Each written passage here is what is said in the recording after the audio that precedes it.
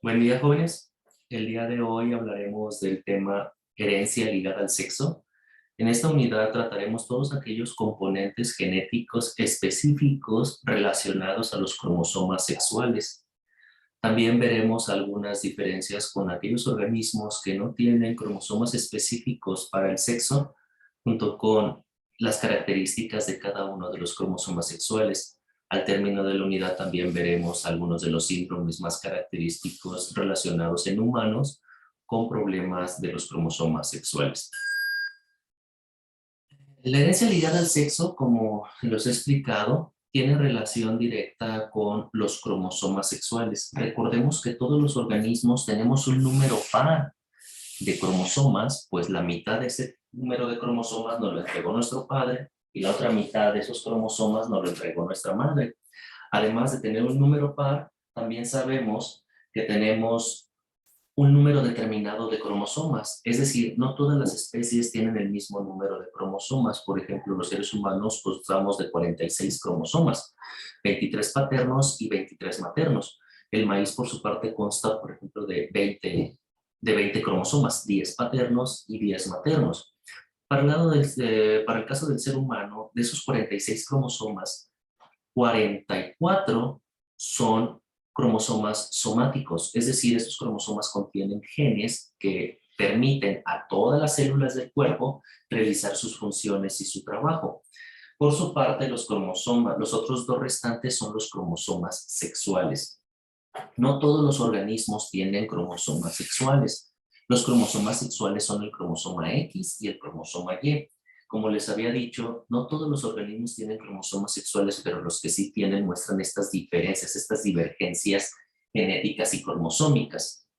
¿Cuáles son los cromosomas sexuales? Los cromosomas sexuales son el cromosoma X y el cromosoma Y. Cada ser humano tiene estos cromosomas sexuales junto con los otros 44 cromosomas somáticos. Los cromosomas sexuales nos permiten tener la diferenciación sexual. Desde el momento de la fecundación, todo organismo ya tiene un sexo determinado. Y esto es dado por los cromosomas que lo componen. Así, los niños son XY y las niñas son XX. Por lo que un niño, un varón, en sus cromosomas, en sus gametos, irán, en un espermatozoide puede ir un cromosoma X y en otro espermatozoide puede ir los cromosomas Y.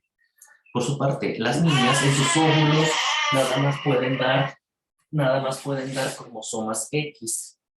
Así que cuando un espermatozoide fecunda a un óvulo, el niño, el varón, es el que determinará el sexo del hijo. Pues si el espermatozoide que fecunda al óvulo femenino es un espermatozoide que trae un cromosoma X, el producto será una niña.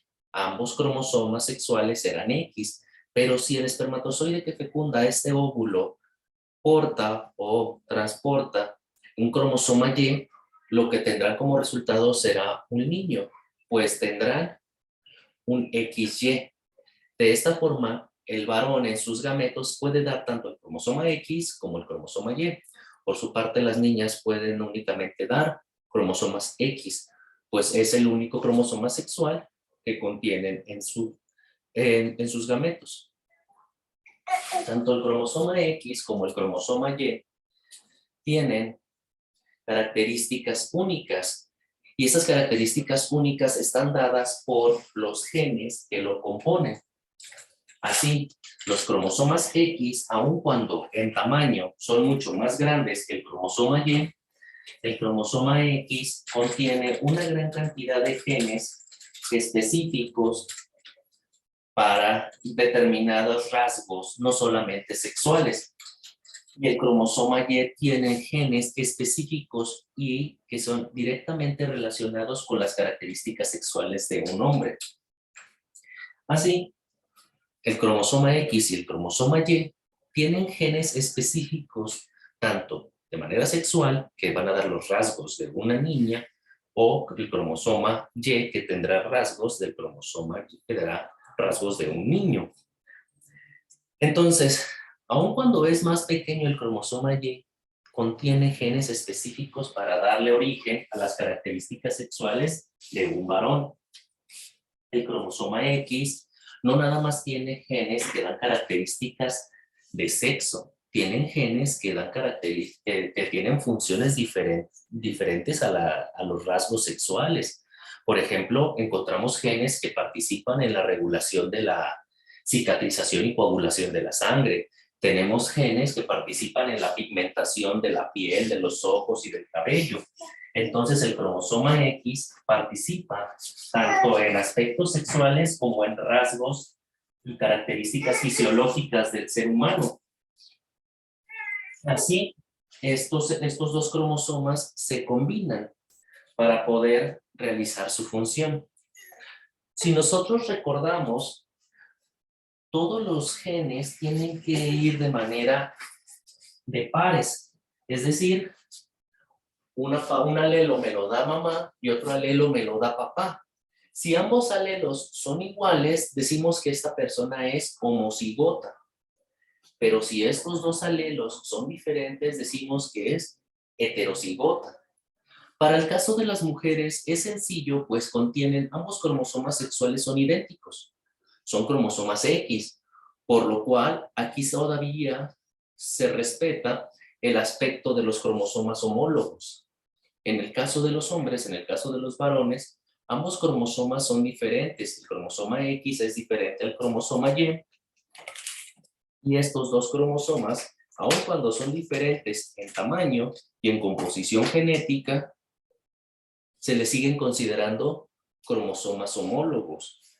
Pero si el cromosoma Y no tiene los mismos genes que el cromosoma X, entonces ¿cómo se lleva a cabo esta dualidad de alelos? Si la mujer tiene dos cromosomas X, dos cromosomas homólogos, uno que se lo dio el padre en su espermatozoide y otro que se lo dio la madre en su óvulo, ambos cromosomas X tienen exactamente la misma información genética y pueden ser que uno de los padres entregó genes en el cromosoma X de manera dominante y el otro de los padres entregó en el cromosoma X alelos para esos genes de forma recesiva. Entonces ella sería heterocigota. Pero si ambos cromosomas son idénticos, sería homocigota. Y se respetaría todo lo que hemos venido hablando a lo largo del semestre. Pero para el caso del varón es diferente. En el varón, los genes que estén en el cromosoma X no tienen su contraparte. No hay otro cromosoma X, nada más hay cromosoma X y Y. Entonces, si en este cromosoma X los genes son recesivos, el fenotipo que se va a representar o que se va a expresar siempre va a ser recesivo, porque no hay con qué combinarse.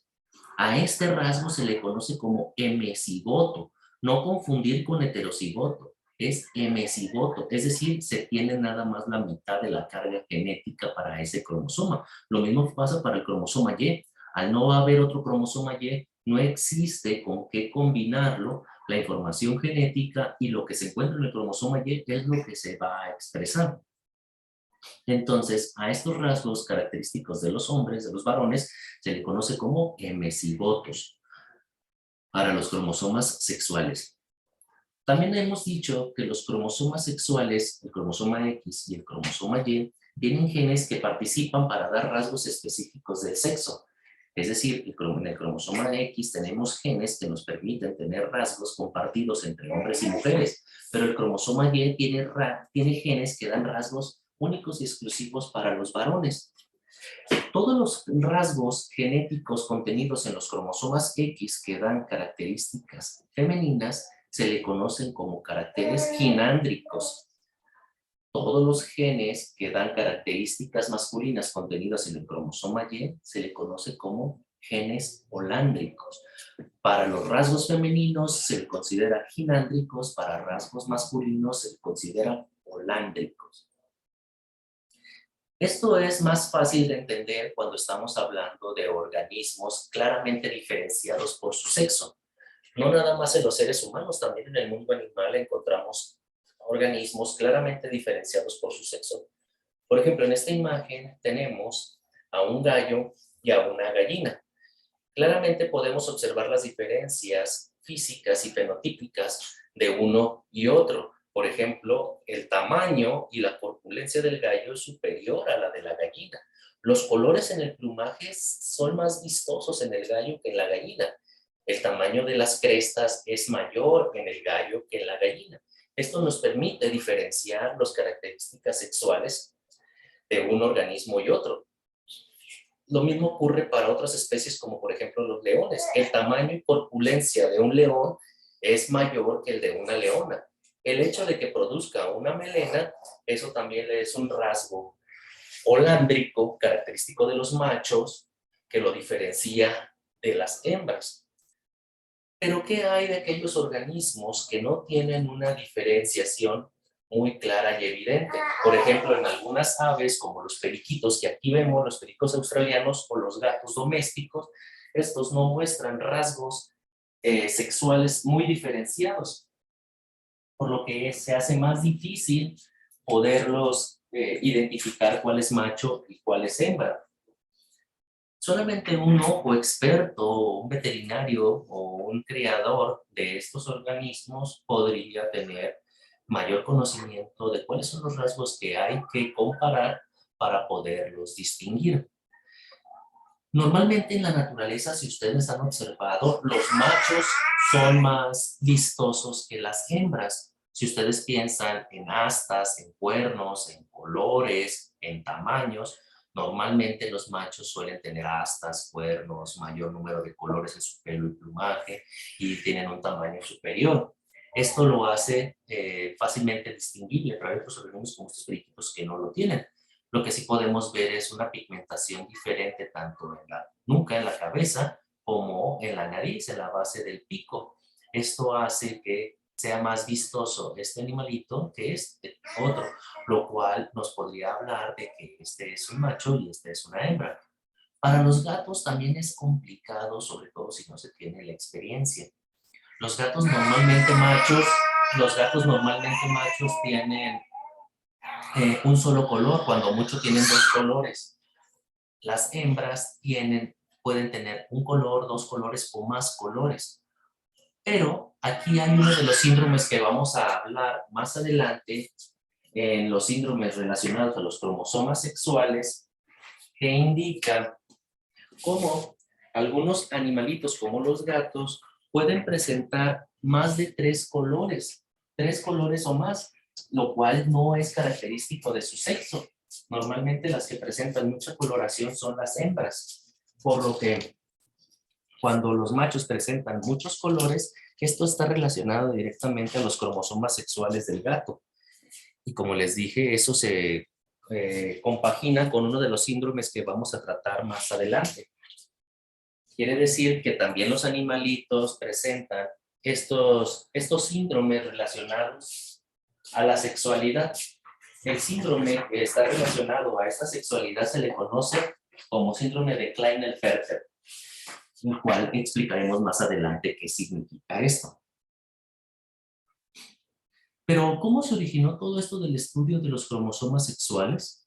Todo esto se originó allá por 1910, por los trabajos realizados por uno de los investigadores más importantes en el área de la genética, que se llamó Thomas Morgan. Thomas Morgan tuvo varios aciertos, entre ellos haber aportado un nuevo modelo a la investigación científica. El modelo que él aportó fue el uso de la mosca de la fruta, conocido por su nombre científico como Drosophila melanogaster. Antes de él no se trabajaba con la drosófila y él incorporó a la drosófila para el estudio genético, sobre todo para los estudios médicos y los estudios genéticos en medicina humana. Han aportado un gran avance, pues la Drosophila melanogaster tiene hasta el 60% de los genes que tiene el ser humano. Pero ¿por qué decidió trabajar con la Drosophila? Decidió trabajar con la Drosophila por varios aspectos. El primero, es un animalito muy pequeño, por lo cual requiere de poco espacio. Normalmente cuando trabajan en ciencia, como en otras áreas, tienen que pensar mucho en la economía, en el dinero. Y pues él no tenía mucho espacio, no tenía muchos recursos y pues buscó la manera de qué organismo podía tener. Piensen en ratas, ratones, perros, conejos o hasta o gorilas o chimpancés. Pues mientras más grande sea el animalito o la especie, pues más caro va a ser mantenerlo. En cambio, trabajando con moscas, pues tiene muy poco espacio, requiere de muy poco espacio, requiere de muy pocos alimentos para mantenerlas vivas a las moscas. Si se fijan, aquí tienen una penca de plátanos, porque al principio les daba de comer penca, les daba de comer plátano, y estos plátanos atraía a más moscas para poder acrecentar el número de especímenes para estudiar. Otra de las ventajas es de que la mosca drosófila, aparte de ocupar poco espacio, requerir pocos recursos para su alimentación, su ciclo de vida es muy rápido. Cada 14, 15 días se puede tener una nueva generación. Es decir, si ustedes parten de unos parentales, a los 15 días ya tienen la F1, a los otros 15 días, es decir, en un mes ya tienen la F2. En muy poco tiempo ya tienen resultados de las cruzas para ver si esta cruza fue exitosa. Otra de las ventajas es de que, y principalmente para genética, es de que el genoma de las moscas es muy pequeño. Consta de apenas 4 cromosomas, 8 cuando está en diploide. Entonces, son pocos cromosomas, por lo cual es poca información genética, la cual le permite manipularla más fácilmente con otras especies que tienen mucho material genético. Y, como les había dicho, el 60% de este material genético es parecido u homólogo al del ser humano. Estas fueron las características por el cual Thomas Morgan decidió estudiar a la mosca Drosophila melanogaster. Y en estas imágenes les muestro las dos moscas de acuerdo a su sexo. Si se fijan, estas moscas en la parte terminal tiene muy oscuro, lo que no tiene estas moscas. Además, estas moscas también muestran más pelaje que el pelaje que muestra estas moscas. Las líneas del dorso son más marcadas en estas moscas que en estas otras. Estas dos moscas que tenemos aquí, con esta parte terminal muy oscura, las líneas del dorso marcado y mayor vellosidad, son los machos. Y estas moscas que no presentan esa coloración en la parte terminal del cuerpo, ni las líneas más marcadas, ni ese pelaje, son las hembras. Entonces son fácilmente sexuadas, fácilmente podemos darnos cuenta cuál es macho y cuál es hembra, sobre todo cuando ya se ha trabajado en un laboratorio y se adquiere esa experiencia. Otra característica que le llamó la atención a Thomas Morgan, que de ahí se origina todo el estudio de la herencia ligada al sexo, es la coloración de sus ojos. Si se fijan, hay moscas macho que tienen ojos blancos y hay moscas macho que tienen ojos rojos. Lo mismo pasa para las hembras. Hay hembras con ojos blancos y hembras con ojos rojos. A partir de esta observación, él inició sus trabajos. Recordemos que en el caso de Mendel, que fue el que dio origen a los estudios genéticos por cruzas, Thomas Morgan se basó en estos trabajos de Mendel, y Mendel siempre estudió aquellos caracteres que fueran observables, o sea, que pudiera verlos a simple vista. En este caso, el color de los ojos se puede observar a simple vista. Y el otra característica es que este rasgo observable fuera contrastante. Eso fue lo que Mendel determinó y Thomas Morgan aplicó. Y en el caso del color de los ojos, se lleva a cabo, se cumple con este requisito. Se puede observar a simple vista el rasgo que se está estudiando y son contrastantes. Uno tiene ojos blancos y otro tiene ojos rojos. Entonces, los aciertos de Thomas Morgan, aparte de haber introducido un nuevo modelo como la Drosophila de melanogaster, fue haber estudiado organismos a partir de sus rasgos sexuales. Él aporta o abre la línea de investigación para la herencia ligada al sexo. Otra de los aportes principales de Thomas Morgan es de que él empieza a relacionar que la información genética, los rasgos genéticos de cada individuo, probablemente, así decía él en aquellos entonces, estamos hablando de 1910, todavía no se sabía qué era el DNA, ni qué forma tenía, ni qué estructura molecular, ni nada. Entonces Thomas Morgan empezó a asociar que probablemente esta información genética estaba contenida en los cromosomas. Los cromosomas son esta estructura de DNA supercompactada, principalmente acumulada en el núcleo para los eucariotes. Entonces, la herencia o los trabajos de Thomas Morgan que realizó Thomas Morgan los trató de comparar con los trabajos hechos por Mendel. Veamos a partir de esta gráfica si en verdad se cumple con lo que Mendel decía. Recuerden que todo iniciaba a partir de un análisis del color de los ojos. El primer cruce que él hizo fue que la hembra, si se fijan ahí en la imagen, la hembra tenga ojos rojos y el macho sea el de ojos blancos. Recordemos que Mendel siempre partía de los parentales, por eso tiene la P, que fueran las llamadas líneas puras, y las líneas puras eran aquellos que fueran completamente contrastantes en el carácter que iban a estudiar, en este caso el color de los ojos. Y eso se cumple. Uno tiene ojos rojos y el otro tiene ojos blancos. Entonces, al tener caracteres diferentes, él asumía que uno era homocigoto, no, ambos eran homocigotos y uno de ellos sería el dominante. Si ustedes recuerdan el estudio que hizo Mendel, lo hacía con el color de las flores, o que nosotros vimos en clase que eran flores rojas comparadas con flores blancas. En este caso es lo mismo, pero en vez de flores son los ojos. Y nosotros dijimos, si recordamos las leyes de Mendel, la primera ley de Mendel que habla de la ley de la uniformidad decía que a partir de la cruza de líneas puras se obtenía la F1 todos iguales.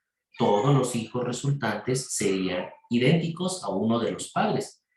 Al padre que se parecería sería el dominante y el carácter, el otro carácter, en este caso, ojos blancos, desaparecería y solamente uno de los dos caracteres se manifestaría y se conservaría. A eso se le llamaba dominancia y es la ley de la uniformidad, la primera ley de Mendel. Cuando Thomas Morgan hizo ese experimento, pues cruzó una hembra de ojos rojos con un macho de ojos blancos y se dio cuenta que toda la F1 tenía, tanto hembras como machos, tenía ojos rojos, lo cual habla de la ley de la uniformidad, se cumplía la ley de Mendel. Después, lo que hizo fue hacer el experimento que hizo Mendel, Thomas Morgan hizo un experimento que hizo Mendel, que fue cruzar la F1 consigo misma. Y esto nos habla de la ley, la segunda ley de Mendel, la ley de la reducción. Aquí habla de que el carácter que se había perdido, en este caso el color blanco de los ojos, se volvía a recuperar, pero en una menor medida. La proporción que se recuperaba era de 3:1. De esta forma, este carácter que se había perdido en la F1, en la F2 se volvió a recuperar, pero en una proporción menor, 3:1. Y cuando Thomas Morgan hizo ese experimento, como lo había hecho Mendel, se dio cuenta que sí se cumplía la ley de Mendel. Se volvía a recuperar el color blanco de los ojos y en una menor proporción que el color de los ojos rojos. Hasta aquí, tomando a la hembra como la dominante, como la que lleva los ojos rojos, y el macho como el recesivo con ojos blancos, se cumplen perfectamente las leyes de Mendel, por lo menos las dos primeras leyes de Mendel. También la tercera se cumple, que es la ley de la segregación independiente. Pero, ¿qué pasa cuando invertimos los alelos? Ahora la hembra sería de alelo recesivo, con ojos blancos, y el macho será de alelos dominantes, con ojos rojos. Se supone que si hacemos de nuevo la cruza, uno de los dos colores debe de desaparecer al aplicar la ley de la uniformidad. En este caso, la ley de la uniformidad diría que toda la F1 tendría que ser de un único color, de alguno de los dos padres, el que fuera dominante. Como pasó en el caso anterior, que todos los hijos, toda la F1 era de ojos rojos. Se esperaría que todos los hijos fueran de ojos rojos, porque nada más se cambió el orden de quién sería de ojo blanco y de ojo rojo. Primero fue la madre ojo rojo y en el segundo caso, ahora la madre es de ojos blancos. Y se dio cuenta que aquí ya no se respetaban las leyes de Mendel. Ambos colores, tanto rojo como blancos, seguían apareciendo, se seguían manifestando. Aquí se rompe la ley de Mendel. Ya no hay la ley de la uniformidad, que nada más se manifieste un carácter, se sigue manifestando los dos caracteres. Pero, ¿qué pasa si esta F1 la vuelve a cruzar? Para ver si se cumple la segunda ley de Mendel, que es uno de los caracteres se expresa en menor medida, de 3:1. Pues al hacer la cruza de la F1, en la F2 se encontró que tampoco se cumple la ley de Mendel.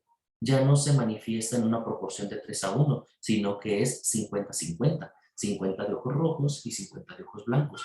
Este simple experimento le dio pie a Thomas Morgan de pensar de que las leyes de Mendel o no se aplicaban para todos los organismos o que había algo más que estudiar. Y de aquí surge los estudios realizados por él llamados herencia ligada al sexo. Estos estudios los veremos a detalle en las siguientes clases.